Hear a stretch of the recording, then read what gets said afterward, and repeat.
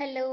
ఈరోజు మన కహాని simple and ఈజీగా 3 స్టెప్స్‌లో పన్నీర్ కర్రీ ఎలా చేసుకోవచ్చో చూద్దాం. ఇది చపాతీ లేదా పూరీ కాంబినేషన్‌లో తింటే చాలా టేస్టీగా ఉంటుంది.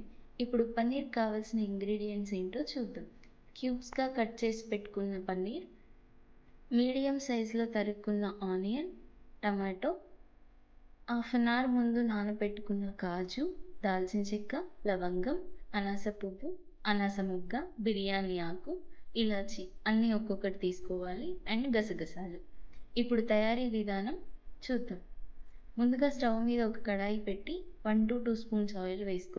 ముందుగా మసాలాలు అన్నీ వేసి మంచి సువాసన వచ్చే వరకు ఫ్రై చేసుకుందాం. తర్వాత ఆనియన్ అండ్ టమాటోని వేసుకొని మూత పెట్టి బాగా మగ్గించుకుందాం.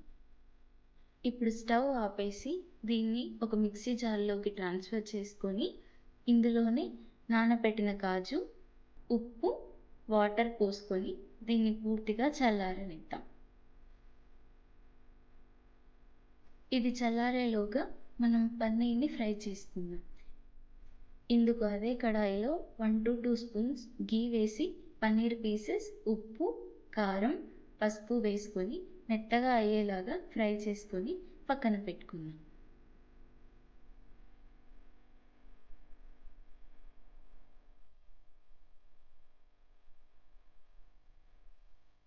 ఇంతలోగా మన ఆనియన్ టమాటో మిశ్రమం చల్లారిపోయింది.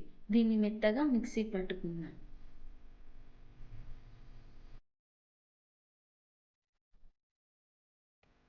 ఇప్పుడు అదే కడాయిలో 1-2 స్పూన్స్ మీగడ ఆర్ బటర్ వేసుకొని అది కరిగాక మనం మిక్సీ పట్టుకున్న మిశ్రమాన్ని కూడా వేసుకొని కొద్దిగా వాటర్ కూడా పోసుకొని ఉప్పు, కారం, కసూరి మేతి, పసుపు వేసుకొని కలుపుకుందాం.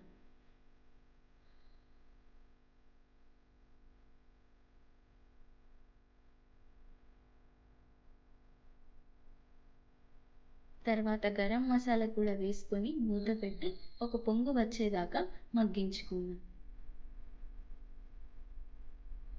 తర్వాత ప్రిపేర్ చేసుకున్న పన్నీర్ని కూడా వేసుకొని ఆయిల్ పైకి తేలేదాకా మగ్గించుకుంటే మన పన్నీర్ కర్రీ రెడీ అయిపోయినట్టే.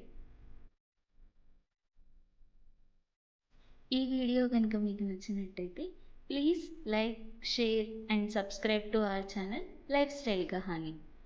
సరే మరి వెళ్ళొస్తాను.